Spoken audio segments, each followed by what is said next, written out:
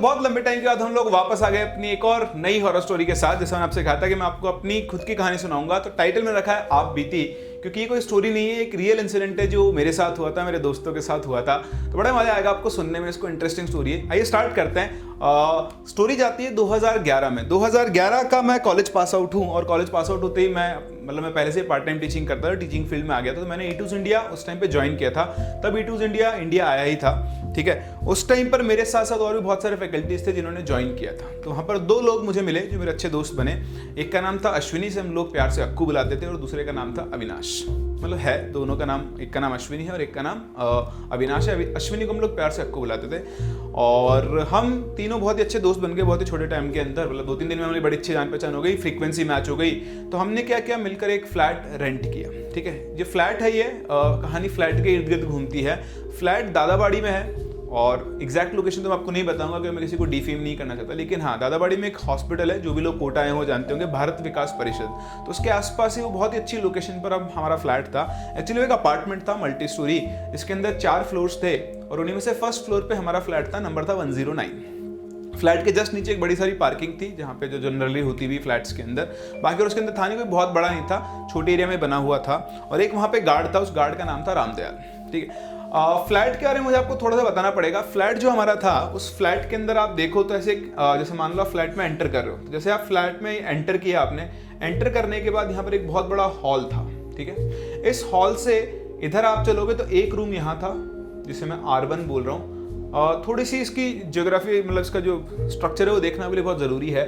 इस रूम की ये एंट्रेंस थी, और यहाँ पर इसके बाद यहाँ पर था किचन, ठीक। इस किचन के बाद यहाँ पर एक और रूम था, और इसके बाद यहाँ पर बाथरूम थे इसके जस्ट गेट के सामने, और यहाँ पर एक और रूम था। तो इस तरह से ये रूम 2 है और ये आपका रूम 3 है। तो ये ओवरऑल इस फ्लैट का स्ट्रक्चर था, और इस तरह से यहाँ पर जो थी आपकी अरेंजमेंट था रूम्स का। आई होप ये आपको चीज़ क्लियर हो गई होगी। तो यहाँ से आप एंटर करते थे, ये हॉल है ना, ये यहाँ पर रूम है। इस रूम में भी ना यहाँ सामने जाते एक मिरर लगा हुआ था, बड़ा सारा ड्रेसिंग टेबल जो थी ना वो बनी हुई थी अच्छी खासी, और इधर इसकी एक बालकनी थी इस रूम की बालकनी पीछे की तरफ थी, और इस रूम की दोनों की कॉमन बालकनी थी पीछे की तरफ, ठीक है।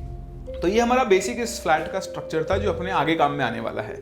हाँ, अब देखिए हम आगे बढ़ते हैं, तो स्टार्ट करते हैं। भाई हमने मई 2011 के आसपास ये फ्लैट रेंट किया, और हम बड़े आराम से नॉर्मल जैसे लोग रहते हैं वैसे इस फ्लैट में रहा करते थे। हमें मतलब ऐसा कोई कुछ फील ही नहीं हुआ। वो होता है ना कि भाई जब तक आपको पता नहीं है तब तक कुछ फील होता ही नहीं है। एक बार आपको पता लग गई चीज़ें तो साइकोलॉजिकली भी आप उन्हीं चीज़ों को इमेजिन करने लग जाते हो, और शायद चीज़ें आपको दिखने भी लग जाती है। तो ऐसा ही कुछ हमारे साथ हुआ। हम बड़े आराम से फ्लैट में रहते थे। हमारा जो डेली का रूटीन था बहुत सिंपल था। हम लोग सुबह 9 बजे के आसपास ऑफिस जाते थे, शाम को 7-8 बजे के आसपास वापस आते थे। फिर हम लोग थोड़ा बहुत खाना वाना, हमारी मेड आती थी खाना बना जाती थी, हम लोग खाना वाना खाते थे। उसके बाद हम लोग थोड़ा टहल कर और रात को करीबन 2 बजे तक जागते थे, 2 से 3 बजे तक। ये हमारा डेली का रूटीन था। मूवी देख लेते थे, गाने सुन लेते थे, गेम्स खेल लेते थे, कुछ भी। तो ऐसे ही हमारा चलता रहता था। तो क्या हुआ ना, एक दिन हम लोगों ने एक प्लान बनाया। हमने क्या किया, शनिवार था शायद उस दिन, कि रात को खाना वाना खाया और सोचा कि यार अब ना आज ना हम हॉरर मूवी देखेंगे। बिल्कुल, उस टाइम पर एक मूवी रिलीज हुई थी कालो, आप लोगों ने नाम सुना हुआ हो, ठीक है। कालो भी राजस्थान का एक भूत है, उसके बारे में आपको कभी बताऊंगा। तो कालो एक चुड़ैल थी जो जोधपुर के साइड की स्टोरी है। तो वो बड़ी अच्छी मूवी थी, उस टाइम पर वो रिलीज हुई थी। मैंने देखी नहीं, उसका रीज़न आप देख लोगे क्यों। तो हम बात करते हैं कि आज तो हम कालो मूवी देखेंगे, और डिसाइड हो गया खाना खाने के बाद हम लोगों को कालो मूवी देखनी है। तो खाना खाया, हम लोग नीचे टहलने गए। तो अविनाश सामान लेने चला गया, कुछ सामान लेना था उसको, घर का चीज़ें वगैरह, और मैं और अक्कू हम दोनों पार्किंग के अंदर टहल रहे थे। तो टहलते टहलते अब भाई आप माहौल बना ही लेते हो, आप भूत की मूवी देख रहे हो तो हम दोनों माहौल बनाते हो। और मैंने बोला यार अक्कू, यार तूने कभी भूत देखा है? तो अक्कू बोलते हैं नहीं यार मैंने तो कभी भूत नहीं देखा। तो अक्कू ने मुझसे पूछा यार तूने कभी भूत देखा है? मैंने यार मैंने भूत तो नहीं देखा, लेकिन मैंने भूतों के बारे में सुना बहुत है, हमारे आसपास के एरिया में बहुत है ना। मैं एक ऐसे एरिया से मतलब पला बड़ा इस एरिया में जहाँ पे सब चीज़ें बहुत हुआ करती थी, तो उस हिसाब से मैंने सुना हुआ है। बट बाकी ऐसा एक्चुअली तो मैंने भूत कभी नहीं देखा। तो हमारा गार्ड बैठा हुआ था रामदयाल, हम रामदयाल के पास चले गए ऐसे ही। बोले यार रामदयाल तूने कभी भूत देखा है? तो रामदयाल बोलता है नहीं भैया हमने तो कभी भूत नहीं देखा। तो अक्कू बोलता है तेरी लाना तेरी जिंदगी में, तो राजस्थानी होकर भी तूने भूत नहीं देखा? तो बोलता है भैया जबरदस्ती भूत देखने थोड़े ना जाऊंगा। नहीं देखा तो नहीं देखा, आपने कभी देखा हो तो बता दो। बोलते नहीं यार हमने भी नहीं देखा, हम तो मजाक कर रहे थे। तो हम ऐसे उससे मजाक कर रहे थे। अचानक से हमारे पीछे से आवाज़ आती है, क्या तुम लोगों को भूत देखना है? हम लोग पीछे घूमते हैं, देखते हैं हमारे 3rd फ्लोर पे एक आंटी रहती थी, मोटी सी और छोटी सी। तो वो आंटी पीछे खड़ी हुई थी। हम घूमे। उन्होंने बोला क्या तुम लोगों को भूत देखना है? हमने बोला नहीं आंटी हमें भूत नहीं देखना है। बोले नहीं नहीं तुम्हें भूत देखना है। बोले नहीं आंटी हमें भूत नहीं देखना है। वो मानती नहीं, वो औरत माने नहीं अगर तुमको भूत देखना तो देखो वो जो फ्लैट है ना उसके अंदर भूत है। वहाँ पर ना एक औरत ने उसके बच्चे ने सुसाइड कर लिया था, उनकी आत्मा अभी भी उसी फ्लैट में घूमती है। लाहौल बिलाकुवत। अक्कू मुझे देख रहा और मैं अक्कू को देख रहा, भाई ये तो अपना ही फ्लैट है। दिमाग खराब हो गया। अक्कू की हालत टाइट, मेरी भी हालत टाइट। अब हम दोनों एक दूसरे को बोले यार ये क्या बोल गई औरत अपना। हम रामदेव बोला नहीं भैया ये तो पागल है औरत। अब वो पागल हो चाहे नहीं हो, उसने आपके दिमाग में एक सीड डाल दिया कि भैया आपके फ्लैट में एक औरत ने उसके बच्चे ने सुसाइड किया हुआ है, फांसी लगाई हुई। साफ साफ उसने बोला था हमसे। अब वो बोल के चली गई और हम दोनों यहाँ पे हक्के बक्के भौचक्के कि अब क्या करें। तो इतनी देर में अविनाश आया, चलो चलो मूवी देखते हैं। तो हमने बोला नहीं आज नहीं देखेंगे यार, किसी और दिन देखेंगे। तो बोलता क्या हुआ, अभी तो तुम लोग ने मूवी देख का प्लान था। बोले नहीं यार बस ऐसे ही मूड चेंज हो गया, आज नहीं किसी और दिन मूवी देख लेंगे, आज नहीं देखेंगे। तो अविनाश बोलते नहीं नहीं मूवी तो हम लोग आज ही देखेंगे, तुम चलो। तो हमने बोला कि नहीं भाई आज हम मूवी नहीं देखते हैं, हम किसी और दिन देखेंगे। बोले नहीं नहीं मूवी आज ही देखनी है। तो मैंने बोला ठीक है चल तू ऊपर चल हम आ रहे हैं। तो वो ऊपर चला गया। अब हम दोनों 2-5 मिनट के बाद डरते घबराते वापस से ऊपर पहुंचे। तो ऊपर पहुंचते अविनाश बोलता चलो मूवी स्टार्ट करते हैं। तो हमने बोला यार एक अभी तू जब गया हुआ था ना तो एक बहुत बड़ी बात हो गई। तो बोलता है क्या हुआ? तो बोलता है कि वो ऊपर जो 3rd फ्लोर वाली आंटी ना वो आई थी, उन्होंने ऐसे बोला कि अपने घर में तो ये तो हॉन्टेड है फ्लैट, यहाँ पर तो एक औरत ने उसके बच्चे ने सुसाइड किया हुआ है फांसी लगा के। तो बोलता है तुम पागल हो क्या यार, वो तो वैसे जादू टोना करती रहती है, तुम उसके बारे में कहाँ चक्कर। तो उसके हम एक बार अविनाश के फ्लैट पे गया था, तो वहाँ पर एक रूम था, वो पूरा रूम धुएं से काला हो रखा था। तो वो क्या वो पूजा पाठ बहुत करती थी और काली माता की बहुत सारी फोटो बड़ी फोटो लगा रखी थी उसने। तो अविनाश ने बोला कि वो पागल है, वो ऐसे ही करती है, तुम क्यों डर रहे हो? हमने बोला यार देख अब कुछ भी हो, हुआ हो चाहे नहीं हुआ हो, ठीक है। अब वो बोल गई है तो दिमाग में तो कचरा आ चुका है। तो देख भाई आज तो हम मूवी नहीं देखेंगे, आज छोड़ते हैं किसी और दिन मूवी देख लेंगे। तो चलो फाइनली हुआ कि चलो हाँ अब हम आज मूवी नहीं देखेंगे, ठीक है बहुत ही बढ़िया ये हो गया। अब हम ऐसे बैठ के बातें करने लगे और दिमाग में वो चीज़ चल रही थी। तो बातें करते करते अविनाश से हमने पूछा कि यार तुझे कभी ऐसा यहाँ पे फील हुआ क्या? उसने बोला यार तुम भी साथ रह रहे हो, हम अकेले भी रहते हैं कभी कभी, पर आज तक कभी ऐसा फील नहीं हुआ कि कुछ हो। लेकिन हाँ एक बात मुझे याद है। हमने पूछा क्या? बोला वो जो मकान मालिक है ना, तो वो मकान मालिक कहता था कि अब हमारे जो मेरे जो फ्रेंड्स थे ना, मैं नहीं था पर वो जो थे वो स्मोक करते थे, मतलब एक उनमें से स्मोक करता, नाम तो मैं नहीं बताऊंगा। तो वो मकान मालिक अविनाश से बोलता था कि यार तुम ना रात को 1-2 बजे के आसपास ना वहाँ बालकनी में जाकर सिगरेट मत पिया करो। वहाँ हमारा दिमाग ठनक गया। उसने कहा था कि ये जो बालकनी है, एक्चुअली ये जो बालकनी है ना वो हमारे मकान मालिक के घर की तरफ खुलती थी। यहाँ उसका बहुत बड़ा घर था और ये बालकनी उसके मकान की तरफ खुलती थी। तो उसने कहा कि यार तुम ना रात को 1-2 बजे के आसपास इस बालकनी में खड़े होकर सिगरेट मत पिया करो। तो जो इंटरेस्टिंग चीज़ है वो ये है कि जब से हम इस फ्लैट में रह रहे थे, हमने कभी इस बालकनी को खोला ही नहीं, हम कभी इस बालकनी में गए ही नहीं। ये हमें भी समझ में आया कि रात को 1 या 2 बजे उसको सिगरेट पीते हुए कौन दिख गया। बड़ी अजीब सी बात थी, लेकिन ठीक है हमने इग्नोर कर दिया क्योंकि हमारा जो स्मोकिंग फ्रेंड था वो थोड़ा सा ऐसा ही था कि वो उसको पता नहीं था वो चला भी गया हो। तो हम लोगों ने माना कि यार ये चला गया होगा कभी, ये ऐसा सच कोई वो बड़ी बात नहीं है, ठीक है। अब 1 दिन गुजरा, 2 दिन गुजरे, हम 2 दिन 3 दिन डरे, लेकिन उसके बाद फिर हम नॉर्मल हो गए, ठीक है यार कुछ नहीं, लोग यूँ बोल देते हैं। लेकिन हुआ क्या, उस दिन हमें पता लगा, उसके थोड़े दिनों बाद हमारे साथ एक प्रॉब्लम शुरू हुई। प्रॉब्लम क्या थी, बड़ी मुझे लगता है वो आज मुझे लगता है कि एक टेक्निकल प्रॉब्लम थी, बट बड़ी खतरनाक सी प्रॉब्लम थी। अविनाश के पास एक फ़ोन था, सैमसंग का छोटा सा फ़ोन आता था उस टाइम पे, छोटी स्क्रीन होती थी, कीपैड वाला फ़ोन होता था। तो उस फ़ोन पर या तो रात को 12 बजे, ध्यान देना टाइम पे, या तो रात को 12 बजे या फिर रात को 3 बजे एक अननोन कॉल आता था। क्या आता था? Unknown call. और वो अननोन कॉल सिर्फ लिखा हुआ आता था, आप उसको उठा लो कोई बात नहीं होगी, उठा भी पिक कर लोगे तो उधर से एक अजीब सी आवाज़ आती रहेगी और वो अपने आप कट हो जाएगा। लेकिन उस कॉल के आने के बाद हमारे साथ क्या होता था, कोई ना कोई नुकसान वाली बात हो जाती थी, यानी कोई फाइनेंशियल लॉस हो गया या किसी को किसी चीज़ एक्सीडेंट हो गया या किसी को लग गई, तो ऐसा छोटा छोटा प्रोसेस शुरू हुआ। बट हमने इग्नोर करना शुरू किया, अननोन कॉल तो हो सकता है नेटवर्क की प्रॉब्लम की वजह से आता हो, बट उसका टाइम बड़ा खतरनाक था, या तो रात को 12 बजे आता था या फिर रात को वो 3 बजे ही आया करता था। तो ऐसे ही एक दिन हम लोगों ने एक दिन घर पे पार्टी प्लान की, ठीक है। तो हम 3 तो थे ही, उसके साथ हमने अपने जो कलीग्स थे उनको और बुलाया, 2-3 लोग और थे। तो हम लोगों ने उस दिन पार्टी प्लान की, घर पे खाना वाना बनाया और वहाँ पर बैठ के हम लोग अपनी पार्टी बढ़िया एंजॉय कर रहे थे। तो मैं आपको बताता हूँ उस टाइम क्या ना, पार्टी जो थी हमारी, हम सभी लोग एक रूम में थे, इस वाले रूम में जिसको मैं रूम नंबर 2 बोल रहा हूँ, ठीक है। अविनाश जनरली अपना सामान इस रूम में रखता, तो यहाँ अविनाश का फ़ोन रखा हुआ था इस वाले रूम में, ठीक है। अब हम सब लोग यहाँ हैं, ये किचन में हमने खाना वाना बनाया और हम इधर चले गए। जनरली यही हमारा रेजिडेंशियल रूम था, ये स्टोर रूम की तरह काम करता था और ये रूम में हम नहा धो के बस बाल बनाने जाते थे क्योंकि यहाँ पे ड्रेसिंग टेबल लगी हुई थी। तो ये जो फ़ोन था यहाँ रखा हुआ था इसका, ठीक है। अब भाई पार्टी वार्टी हो गई, खत्म हो गई, सब अपने अपने घर चले गए, ठीक है। अगले दिन हम लोग पहुंचे ऑफिस। तो ऑफिस में हमारी एक रिसेप्शनिस्ट थी, उसका नाम था उषा। तो हम जैसे ऑफिस में पहुंचे, उषा अविनाश के पास भागते आती है और बोलती है कि अविनाश सर, आपने मुझे कल रात को 8:30 बजे कॉल किया था। अविनाश ने बोला नहीं, मैंने तो नहीं किया। तो उषा बोलती नहीं नहीं, आपने कॉल किया, आपका फ़ोन आया था, ये देखो। उसकी कॉल लिस्ट में अविनाश का फ़ोन नंबर था और साथ में 23 सेकेंड्स ड्यूरेशन दिखा रहा था कॉल का। तो अविनाश ने बोला उषा, हमने तुम्हें फ़ोन नहीं किया क्योंकि हमारे पास तुम्हारा नंबर नहीं है, ठीक है, तो हम तुम्हें फ़ोन कैसे कर सकते हैं। तो उसने बोला कि नहीं, मेरे पास आपका फ़ोन आया है और एक औरत बात कर रही थी। लाहौल बिलाकुवत हमारे रूम में, और उस दिन पार्टी में सब आदमी थे ना, कोई औरत नहीं थी। और उसने बोला कि औरत की आवाज़ ना, मतलब कोई बूढ़ी औरत थी ना, 45 साल के आसपास की, इस तरह की आवाज़ लग रही थी। मतलब आवाज़ से आपको आइडिया लग जाता है कि हाँ एज क्या होगी उसकी। तो उसने बोला कि कोई ज़्यादा उम्र की औरत है ना, उस पर फ़ोन पे बात कर रही थी। तो मैंने बोला कि तो अविनाश सर का नंबर है, आप कौन बोल रहे हो, उनके घर में तो कोई औरत नहीं है। तो मुझे लगा आपकी मेड या कोई और हो। और फिर उसने फ़ोन कट गया। जैसे मैंने बोला कि अविनाश सर का नंबर है, उसने फ़ोन काट दिया। तो इधर अविनाश खड़ा, इधर मैं और अक्कू खड़े, मैं और अक्कू दूसरे को देखते हैं। अब अविनाश बोलता है नहीं उषा, हमने तुम्हें फ़ोन नहीं किया, शायद गलती से क्या है वो क्रॉस कॉलिंग हो गई होगी। बाकी हमारे घर में ना तो कोई औरत है जो तुम्हें फ़ोन करेगी, और मेरे पास तो तुम्हारा नंबर नहीं है। अविनाश ने भी फ़ोन बुक खोल के दिखा, तो उसमें कहीं पर भी उषा का नंबर नहीं था।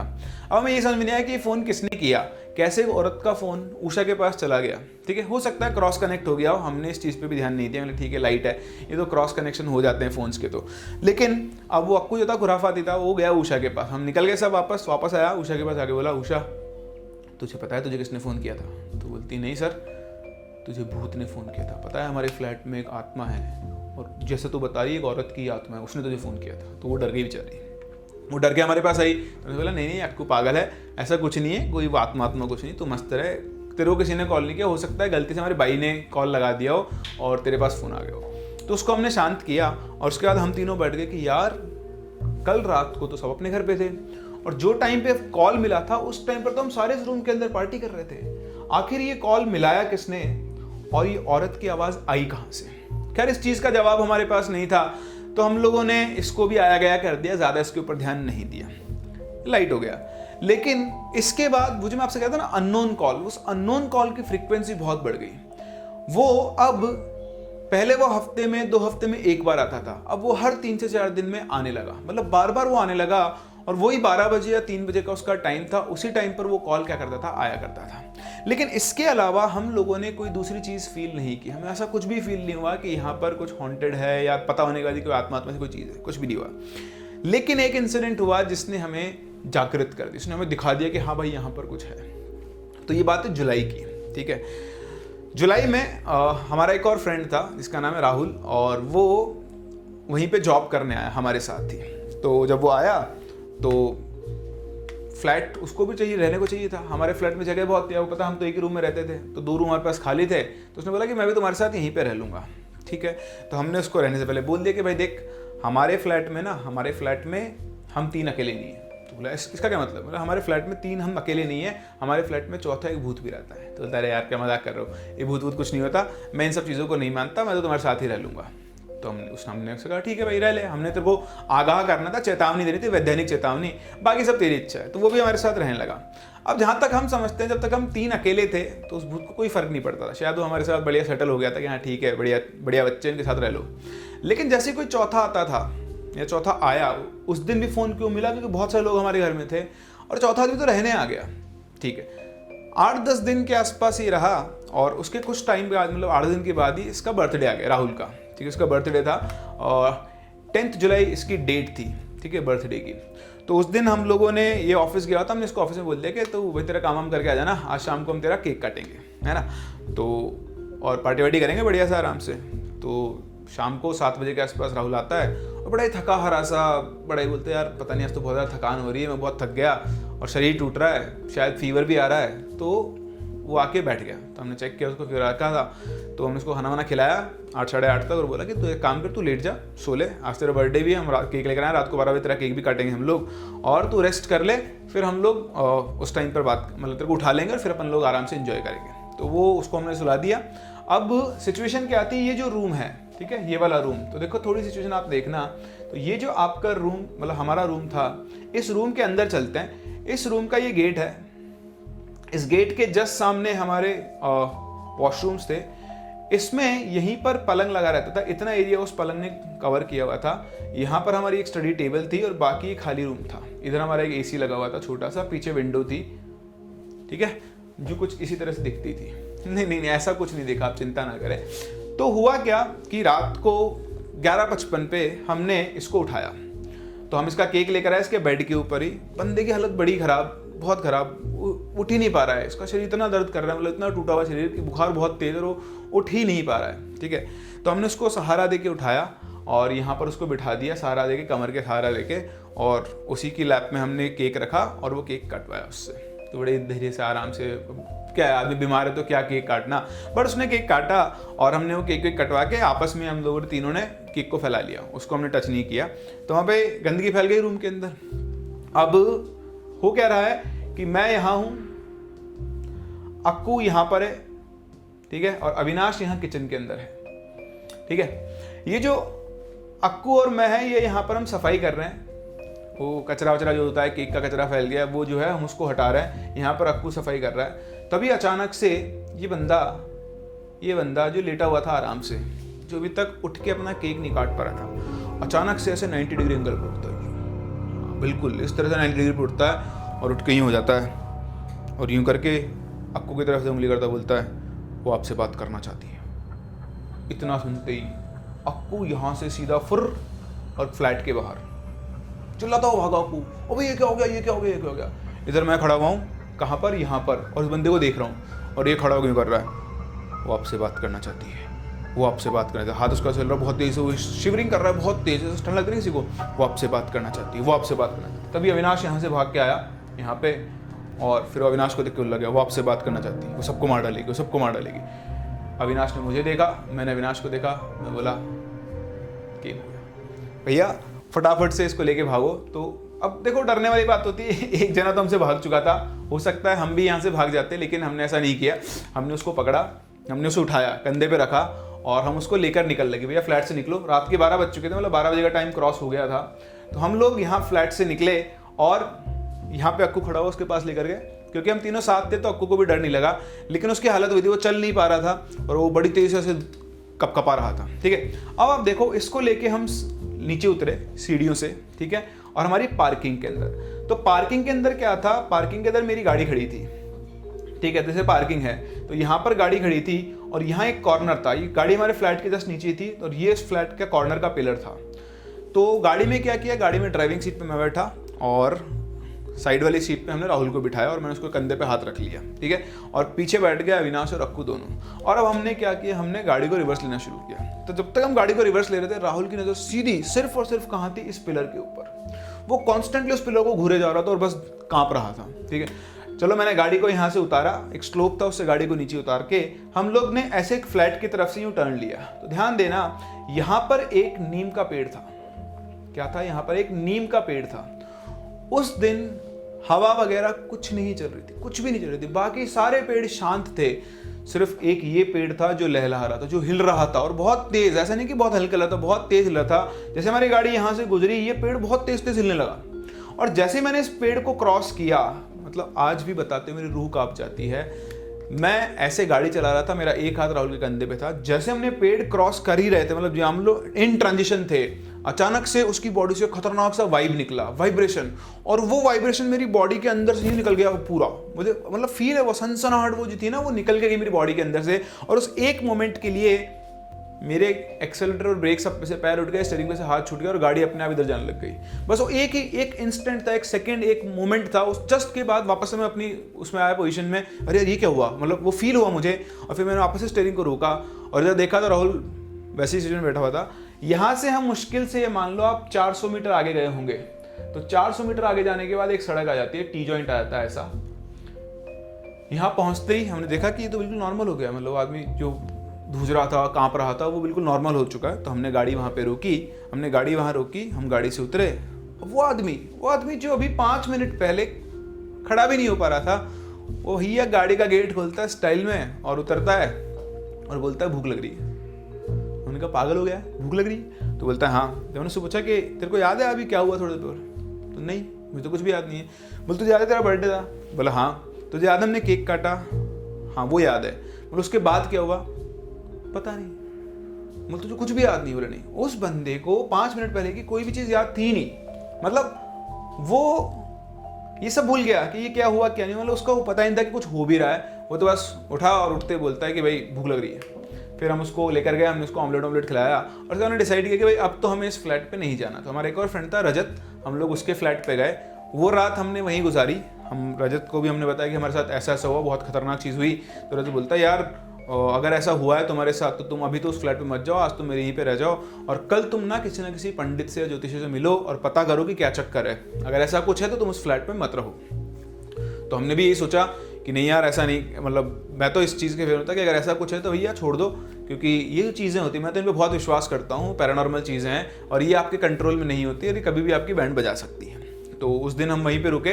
सुबह जब हम लोग आए तो अविनाश का पता नहीं क्या उस बड़ा ही कनेक्शन था उस फ्लैट के साथ, वो उस फ्लैट को छोड़ना ही नहीं चाहता था, मतलब। और एक्चुअली मैं आपको बताऊं, चलो खैर आपको पता लग ही जाएगा। तो हम लोग जब फ्लैट पे वापस आए अगले दिन, तो हम लोगों ने डिसाइड किया कि हम किसी ना किसी से पूछ के आएंगे। तो हम एक पंडित जी के पास गए, है ना। और एक्चुअली मेरे दादाजी खुद भी ज्योतिषी हैं, तो मैंने उनसे भी पूछा था। तो जब उनसे पूछा तो उन्होंने कहा कि हाँ उस फ्लैट में कुछ ना कुछ तो ऐसा है जो है वो बहुत खतरनाक है, तो तुम लोग या तो उस फ्लैट को खाली कर दो, और अगर लंबे टाइम तक रहोगे तो वो चीज़ इतनी खतरनाक है वो किसी की जान भी ले सकती है। ये उन्होंने कहा था। एज इट इज़ आके मैंने अविनाश को बता दिया कि भाई ऐसी ऐसी बात उन्होंने कही है, अपने को ये फ्लैट खाली कर देना चाहिए। तो अविनाश बोलता है नहीं मैं डरपोक नहीं हूँ और तुम भी साला डरपोक हो। जब तक मैं अपनी आंखों से कुछ नहीं देख लूँगा तब तक मैं इस फ्लैट को नहीं छोड़ूंगा। मैंने कहा भाई इसमें डेयरिंग दिखाने वाली क्या बात है, ठीक है फ्लैट है, हॉन्टेड है, दूसरा फ्लैट लेंगे। बोलता है नहीं हम इस फ्लैट को नहीं छोड़ेंगे। उसके फ्लैट को नहीं छोड़ने का एक बहुत बड़ा कारण था हमारे सामने वाले फ्लैट के अंदर रहने वाली एक सुंदर लड़की। खैर चलिए, वो उसकी थोड़ी ऐसी फ्रेंडशिप रहती थी, तो उस वजह से भी शायद वो फ्लैट नहीं छोड़ना चाह रहा होगा। ठीक है, वो अच्छी फ्रेंड बन गई थी उसकी, सिर्फ फ्रेंड है ना, ऐसे नहीं किसी को वो नहीं करते। तो हुआ क्या कि अविनाश छोड़ने को तैयार नहीं। फिर हम एक दूसरे कोई जाने वाले पंडित जी उनके पास गए, हम गए तो हम तीनों ऐसे बैठे हुए हैं और हमने पंडित जी को बताया पंडित जी मेरे साथ ऐसे बात हुई है और लोग बोल रहे हैं कि उस फ्लैट के अंदर ऐसा हुआ है। तो पंडित जी थोड़ी देर तो शांत रहे, फिर पंडित जी ने बोलना शुरू किया। तो बोलता है कि हाँ जो लोग कह रहे हैं वो बिल्कुल सही है, वहाँ पे बहुत ही खतरनाक आत्मा है, मतलब खतरनाक चीज़ें हैं वहाँ पर, और वो फ्लैट मतलब हॉन्टेड है। आप जितना जल्दी हो सकता है उस फ्लैट को खाली कर दो और तुम तीनों साथ में मत रहो। उन्होंने मेरी तरफ से उंगली की तुम सेफ हो। यस, मैं तो बच गया ना, मुझे क्या है, मैं सेफ हूँ। उन्होंने जैसे सेफ बोला वो दोनों मंडी मेरी तरफ घूम गए, मुझे घूरने लग गए। मैंने क्या किया, पंडित जी बोला, मैंने पैसे थोड़े दिए उनको बोलने के, तो उन्होंने बोला भाई तुम सेफ हो, लेकिन हाँ अगर तुम साथ में रहोगे तो इनके साथ साथ तुम्हारा भी नुकसान होगा। अब भाई यही बात हो गई। पंडित जी ने बोला जितना देर होता है फ्लैट खाली कर दो, लेकिन अविनाश का वही राग, भाई मैं फ्लैट खाली नहीं करूंगा, जब तक मैं अपनी आंखों से कुछ नहीं देख लेता हूँ तब तक तो मैं इस फ्लैट को खाली नहीं करूंगा। तो उन्होंने मुझसे कहा था, पंडित जी ने कहा कि तू अलग रह ले और तेरा भी नुकसान नहीं होगा, तो ऐसा कर सकते हैं कि तू चला जा, हम लोग यहाँ रह लेते हैं। तो मुझे लगा कि इन लोगों की मेरे को निकालने की साजिश है, लेकिन मैं 3-4 दिन के लिए हो भी गया अलग। एक्चुअली मेरा घर भी यहीं पे था, तो मैं अपने घर जाकर रहने लग गया। पहले मैं दोस्तों के साथ रहता था, लेकिन 3-4 दिन में ऐसा लगा कि यार दोस्तों की ना ज़िंदगी नहीं रस है ना। तो मैं वापस से उसी फ्लैट में आ गया और फिर हमने सोचा कि छोड़ यार अब जो होगा देख लेंगे, सब साथ ही रहते हैं, ठीक है। तो अगेन राहुल चला गया फ्लैट से, उसके साथ जो इंसिडेंट हुआ उसके बाद रुका ही नहीं, वो चला गया वहाँ से। हमने उसको बोला कि तू यहाँ मत रहे, तेरे लिए हज़ार्डस है। अब फिर से हम तीन और हमारी वो अननोन आत्मा, हाँ उससे जिससे हमें कोई मतलब जिसको हमसे कोई टेंशन नहीं थी, कोई प्रॉब्लम नहीं थी, हम फिर से बड़े आराम से रहने लगे। फिर से 2-3 महीने गुजर गए। बस उस इंसिडेंट के बाद ये हुआ कि हम उस फ्लैट में कभी भी अकेले नहीं रहते थे, कोई भी हमें से अकेला नहीं रहता था। एटलीस्ट 2 जने तो टाइम पे रहते थे। मैं आपको सही बता रहा हूँ, दिन तो गुजर जाता था, रात को अगर हमें से कोई वहाँ अकेला रह गया या कोई लेट हो गया आने में, तो जो एक बंदा अकेला था तो उसको बहुत डर लगता था। तो ये सब चीज़ें फील करने वाली थी वहाँ पर। अब हमको हल्की हल्की ऐसी प्रेजेंस फील होने लग गई थी अकेले में। जब भी हम अकेले होते थे तो ऐसा लगता था कि यार कोई और भी है, तो डर लगने लग गया था। लेकिन एज सच फिर मैं बता रहा हूँ, हमने ऐसा कुछ नहीं देखा। लेकिन अब हमारे साथ कुछ और अलग अलग घटनाएं होने लगी। एक बड़ा ही इंटरेस्टिंग सा इंसिडेंट हुआ एक बार रात को हम लोग सो रहे थे, ऑब्वियसली रात को ही सोते हैं तो हम भी सो रहे थे, और हमारा सोने का जो प्लान था वो कुछ ऐसा होता था, मैं आपको बताता हूँ वापस से, मुझे थोड़ी ड्राइंग करनी पड़ेगी। तो हमारा जो रूम था जिसमें हम लोग रहते थे तीनों, मैंने बताया उसमें यहाँ पर एक बेड था और यहाँ खाली जगह थी। तो मैं और अक्कू इस बेड पे सोया करते थे और अविनाश जो है वो नीचे चटाई बिछा के सोता था। उसकी आदत थी, वो थोड़ा संत टाइप का आदमी था, ठीक है, तो वो नीचे सोता था और हम दोनों ऊपर सोते थे। एक दिन अचानक रात को 3 बजे, हाँ एक दिन रात को अचानक 3 बजे हमें किसी के चिल्लाने की आवाज़ आई। आप विश्वास नहीं करोगे, वो जो चिल्लाने की आवाज़ थी वो किसी औरत के दर्द में चिल्लाने की, ऐसे करके चिल्लाता ना कोई, तो ऐसी आवाज़ थी। जैसे ही आवाज़ सुनी मैं और अक्कू दोनों खड़े हो गए। अच्छा, अक्कू को खर्राटे लेने की आदत थी, तो मुझे ऐसा फील हुआ कि अक्कू खर्राटे ले रहा है, तो मैं उठा, अक्कू भी उठा। मैंने अक्कू बोला, भाई खर्राटे क्यों ले रहा है? तो बोलता नहीं मैं खर्राटे ले रहा। मतलब साले तू रोज़ खर्राटे लेता है, और अगर तू खर्राटे ले रहा है तो औरत की आवाज़ में क्यों ले रहा है? तो बोलता तूने भी औरत की आवाज़ सुनी?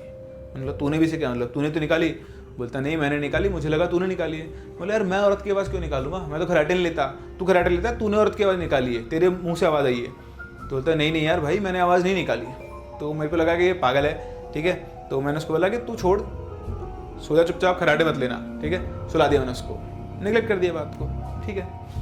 फिर 2-3 दिन गुजर गए, अचानक से वापस सेम टाइम 3 बजे फिर से वही आवाज़, लेकिन इस बार इंटेंसिटी ज़्यादा और ज़्यादा क्रिस्टल क्लियर आवाज़ आई, उसी औरत की चिल्लाने की, बहुत चिल्लाने की आवाज़ दर्द के अंदर। इस बार हम दोनों साथ साथ उठे हुए थे। अक्कू ने मुझे देखा, मैंने अक्कू को देखा, उसने बोला, इतना देखते हम दोनों समझ गए भैया ये आवाज़ ना अक्कू ने निकाली ना मैंने निकाली है। उधर मैंने देखा अविनाश आराम से लेटा हुआ है, सो रहा, उसको आवाज़ ही नहीं आई। हम लोगों का फिर से दिमाग खराब, बोले यार अपन दोनों को आवाज़ क्यों आई है? तो हमारे रूम से था ना, जो मैं बताता यहाँ AC लगा हुआ, इधर ऐसी विंडो थी, ऐसी विंडो से ऐसी भीनी भीनी लाइट आया करती थी। तो खैर हमें ऐसा कुछ कभी नहीं दिखा जैसे ये बना हुआ है, लेकिन हम सोचते थे कि ऐसा कुछ दिख जाएगा एकदम से। तो हमने थोड़ी देर वहाँ पे फोकस किया, कुछ नहीं था, फिर से कोई आवाज़ नहीं आई। फिर हम लोग सो तो पाए नहीं दोनों, तो रात भर हम ऐसे बैठे बैठे खुसफुसाते रहे, बातें करते रहे। सुबह जब अविनाश उठा तो हमने उससे पूछा, उसने बोला यार तुम सोए नहीं क्या? तो बोलता, हमने बोला यार हमें रात को ना 3 बजे औरत के चिल्लाने की आवाज़ आई, तुझे आई क्या? बोलता नहीं यार मुझे तो कुछ भी नहीं है, मैं तो बड़े आराम से सो रहा था। अब पता नहीं उसे क्यों नहीं आई, लेकिन हम दोनों को ही आवाज़ आई। तो इससे हमें और थोड़ी प्रेजेंस फील होना शुरू हो गई कि नहीं यार यहाँ पर मतलब कुछ ना कुछ तो है। तो इस तरह से छोटे छोटे इंसिडेंट हमारे साथ होते थे, बट कभी भी कोई बड़ा इंसिडेंट हमारे साथ लाइफ में वहाँ पर नहीं हुआ, एक दिन तक। अब एक दिन क्या हुआ कि हमें ऑफिस के काम से मुझे और अक्कू को दिल्ली जाना था। तो हम लोग दिल्ली के लिए, हमारा रिजर्वेशन हो चुका था और रात को 9:30 बजे की हमारी ट्रेन थी। तो हमको शाम को 7 बजे के आसपास ऑफिस से आ गए थे और हमने अविनाश से बोला कि यार देख हम दोनों दिल्ली जा रहे हैं, तू इस फ्लैट में अकेला मत रुकना। उसने बोला कि नहीं तुम चिंता मत करो, ऐसी कोई दिक्कत नहीं, मैं रुक जाऊंगा। हमने बोला नहीं यार दिक्कत हो या नहीं हो, लेकिन तू इस फ्लैट में अकेला मत रुकना, ठीक है, तू रजत के यहाँ चला जा, हम लोग आएंगे फिर तो वापस आ जाना, साथ में रह लेंगे। उसने ठीक है मैं देख लूंगा, तुम लोग जाओ। तो उसकी बातों से हमें पता लग गया था कि ये भाई नहीं जाने वाला है, ये आज फ्लैट में अकेला रुकेगा। अब मैं और अक्कू अपना ऑटो लेके हम लोग स्टेशन चले गए और ट्रेन में ये बात करे कि देख लेना अविनाश गया नहीं होगा, आज वो फ्लैट में अकेला रुकेगा। अब अविनाश अकेला रुकेगा, मैं और अक्कू बोले यार ये अकेला रुकेगा, साथ कुछ हो गया तो क्या होगा। तो हमने उसको वापस फ़ोन किया, बोला कि यार भाई तू चला जा, अभी भी टाइम है, अभी इतना लेट नहीं हुआ है, रजत के यहाँ चला जा, अकेला मत रुकना। तो बोलता नहीं तो मस्त जाओ, चिंता मत करो, मैं सब संभाल लूँगा। अब अगला नहीं माने तो आप कब तक समझाओगे? तो हमने बोला ठीक है भाई मिलते हैं, फिर वापस आएंगे। जब 2 दिन बाद हमको वापस आना था तो हम लोग गए, सो गए आराम से, सुबह दिल्ली पहुंचे, दिन में उठे, मतलब 10 सुबह उठे, ऑफिस गए। उस टाइम पर हमने वापस से अविनाश को फ़ोन किया, भाई सब ठीक? तो बोलता हाँ सब बढ़िया, देखो कोई दिक्कत नहीं, मैं अकेला रहा हूँ पूरी रात। अरे बढ़िया। फिर 1 रात और 2 रात वो आराम से अकेला रहा। और हम जब वापस आए तो आते हम जैसे फ्लैट में पहुँचते हैं, हमने अविनाश से बोला भाई कुछ हुआ क्या? तो बोलता नहीं कुछ नहीं हुआ यार, तुम लोग पागल हो, तुम यूं ही डरते रहते हो, कुछ भी नहीं हुआ, कुछ नहीं हुआ। मैंने कहा ठीक है यार बढ़िया है। हमने बहुत कोशिश की उससे पूछने की, पर उसने कुछ नहीं बताया, लेकिन हमको दिख रहा था कि वो कुछ छुपा रहा है। मतलब जिस कॉन्फिडेंस आदमी बोलता है ना कि हुआ या नहीं हुआ, तो वो कुछ ना कुछ छुपा रहा था। ठीक है हम लोग सो गए और बस जिस दिन आए दिल्ली से उसके 2 दिन बाद ही अचानक से वापस से वही इंसिडेंट रिपीट होता है। वही रात के 3 बजते हैं, वही रात को आवाज़ आती है, उतनी ही क्लियर आती है। और इस बार 1 2 3 तीनों के तीनों लाइन से उठे हुए, हाँ तीनों के तीनों लाइन से उठे हुए, एक दूसरे को देख रहे हैं। तीनों को आवाज़ आई इस बार, मतलब पहले एक, फिर दूसरा, फिर तीसरा। इस बार तो अविनाश को भी आवाज़ आई जो घोड़े बेच के सोया करता था, और उसकी भी हालत टाइट हो गई। अब भैया रात के 3 बजे हम तीनों को आवाज़ है और कोई दिखे नहीं आसपास। तो हम तीनों एक ही जगह बैठ गए और हमने डिस्कशन में बोला ये क्या हो रहा है, तो अविनाश बोलता है यार यहाँ पे ना वाकई में कुछ है। तो हमने बोला क्यों? बोला अभी तो नहीं, मैं तुमको सुबह बताऊंगा, अभी तो हम लोग सोते हैं सब लोग, और सुबह मैं आपको तुम लोगों को बताऊंगा कि एक्चुअली तुम लोग जब दिल्ली गए थे तब मेरे साथ भी कुछ यहाँ पे हुआ था। तो मतलब बंदे के साथ कुछ हुआ, लेकिन उसने हमें बताया नहीं। तो अब सुबह तक का वेट तो कौन करे, लेकिन रात को डर भी लगता है, इसलिए हमने उसको बोला ही नहीं, चुपचाप तीनों साथ में बैठे रहे। और जैसे ही सुबह हुई, सुबह हमने अविनाश से बोला कि भाई अब बता तू क्या हुआ था, और तूने हमें बताया क्यों नहीं? बोलता है मुझे लगा कि ऐसे ही हो गया होगा, मतलब तुमको बताऊंगा तुम लोग फटाफट से बोलोगे फ्लैट खाली करने को, और हमने बोला वो सब छोड़ तू, वो हम देख लेंगे बाद में, तो ये बता हुआ क्या? तो बोलता है यार ऐसा बहुत कुछ हुआ नहीं, लेकिन जैसे तुम लोग गए, मैं खाना वाना खा पी के और अपना सामान लेके अपना कमरे में आके बैठ गया और अपना काम कर रहा था। और काम करते करते मतलब ये मान लें रात के 11:30 बजे कैसे बचे, बस काम वाम खत्म करके और मैं सोने ही जाने वाला था। तो जनरली वो अपनी आपको बता चटाई पे सोता, तो वहीं पे बैठा बैठा काम भी करता था, तो बैठ के काम कर रहा था। अचानक से उसे किसी के सुबकने के ना, रोते हैं ना, सिसकियाँ लेते हैं, ऐसी ऐसी उसको आवाज़ आना शुरू हुई। तो अचानक से उसको लगा कि ये आवाज़ कहाँ से आ रही है, क्योंकि फ्लैट में तो कोई था ही नहीं, वो अकेला था। तो एक बार आवाज़ आई और फिर वापस चली गई। फिर वो अपना काम करने लगा, अचानक से वापस से वही आवाज़ वापस से आना शुरू हो गई, मतलब किसी के सुबकने की, सिसकियाँ लेने की। और इस बार वो आवाज़ पहले से ज़्यादा तेज़ थी। तो उसने ध्यान लगाया आवाज़ के ऊपर, जैसे उसने ध्यान लगाया आवाज़ बहुत क्लियर होने लग गई, और उसको उस आवाज़ का सोर्स भी पता था। जो ना बताया था ना कि हमारे 3 रूम थे, ये स्टोर रूम था, ये हमारा रहने वाला रूम था, यहाँ किचन था, और ये वाला जो रूम था इसमें ड्रेसिंग टेबल लगी हुई थी। इस रूम से उसको आवाज़ आ रही थी।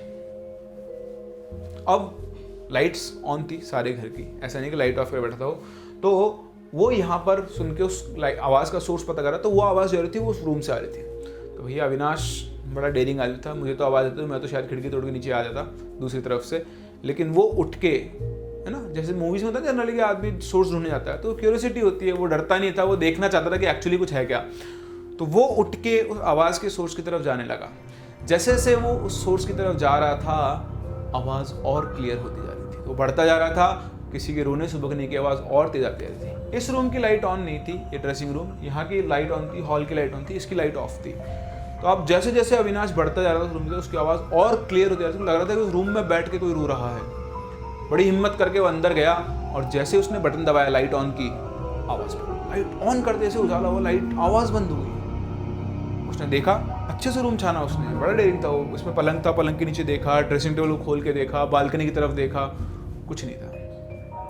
आ गया, इस बार उसने लाइट भी जली छोड़ दी रूम की, और आके वापस से अपने कमरे में बैठ गया। अब आई बात, अब जब अविनाश वहाँ आके बैठा, अपनी जगह पर बैठा, उसे ये प्रॉपर फील हो रहा था कि वो उस रूम में अकेला नहीं है। हाँ, उस रूम में उसके साथ मेरी आप रोंगटे खड़े हो रहे हैं आपको बताते हुए कि वो उस रूम में बैठा हुआ था और उसको दिख रहा था, उसको ये फील हो रहा था, या फील कर सकता था ना, आप रात को सो रहे हो, आपको पीछे से खड़ा होकर देख रहा था, वो पता लग जाता है, आँख खुल जाती है आपकी। हाँ एग्जैक्टली वही, वो जो सिक्स सेंस वाली फीलिंग होती है, उसकी सिक्स सेंस उसको ये बता रही थी कि वो इस रूम में अकेला नहीं है, कोई और भी उसके साथ है। और उसे एक कांस्टेंट फीलिंग आ रही थी कि कोई उसे घूर रहा है, और पता है कहाँ से? उस बेड के ऊपर कोई बैठा हुआ है और वो अविनाश को लगातार घूर रहा है। वो बिल्कुल एक कोने में सिमट गया ऐसे हाथ बंद करके, और कह रहा है कि भाई मैं तुमको बता नहीं सकता मैंने ये रात कैसे गुजारी। आप इमेजिन करके देखो, आप एक फ्लैट में अकेले हो, आप एक रूम में बैठे हुए हो, और आपको ये पता है कि कोई यहाँ बैठ के आपको घूर रहा है। हाँ बिल्कुल ऐसा ही हुआ उसके साथ। तो वो रात उसकी पता नहीं कैसे गुजरी। उसने बोला कि भाई इससे लंबी रात मैंने अपनी ज़िंदगी में नहीं देखी। ऑल्दो उसके साथ कुछ भी गलत नहीं हुआ, ना इसको कोई भूत दिखा, ना कुछ हुआ, बट इतनी स्ट्रॉन्ग प्रेजेंस उसको फील हुई ना, जिसको वो अवॉइड ही नहीं कर पाया। और पूरी रात उसने बैठे बैठे गुजारी, और अगले दिन जब मैंने फ़ोन किया था तो उसने हमें क्या किया, झूठ बोल दिया था। तो एज सच हमने आंखों से कुछ नहीं देखा, लेकिन ये चीज़ें हमने फील की, बस यही हमें वहाँ पर हॉन्टेड लगी। हो सकता है ये इमेजिनेशन हो, लेकिन जो अविनाश के साथ हुआ, जो उसने हमें बताया, वो इमेजिनेशन नहीं था, वो एक्चुअल थी। जो रात को आवाज़ आती थी वो इमेजिनेशन नहीं था, वो बहुत क्लियर आवाज़ मुझे आया करती थी। आपको बताते बताते मुझे वापस से आवाज़ अपने कानों में सुनाई आती है। तो ये हमारे साथ एक घटना हुई थी उस फ्लैट के अंदर। उसके बाद अगले दिन हम लोगों ने वो फ्लैट खाली कर दिया और दोबारा कभी हम उसकी तरफ नहीं गए। तो ये थी आप बीती। आई होप आप लोगों को मेरी स्टोरी अच्छी लगी होगी, और ऐसी और स्टोरी सुनने के लिए आप मेरे अपने चैनल प्रिंस सिंह के नाम चैनल, उसको सब्सक्राइब कर सकते हैं। और ऐसी और भी स्टोरीज़ हैं जो मैं आपको वहाँ पर सुनाता रहूँगा। उसके अलावा बहुत सारी चीज़ें हैं, व्लॉग्स हैं, ट्रैवलिंग व्लॉग्स हैं, है ना, और भी बहुत सारी चीज़ें हैं जो वहाँ पर आपको मिलेगी। तो मिलते हैं वहाँ पर, और मिलते हैं अपनी अगली स्टोरी के साथ।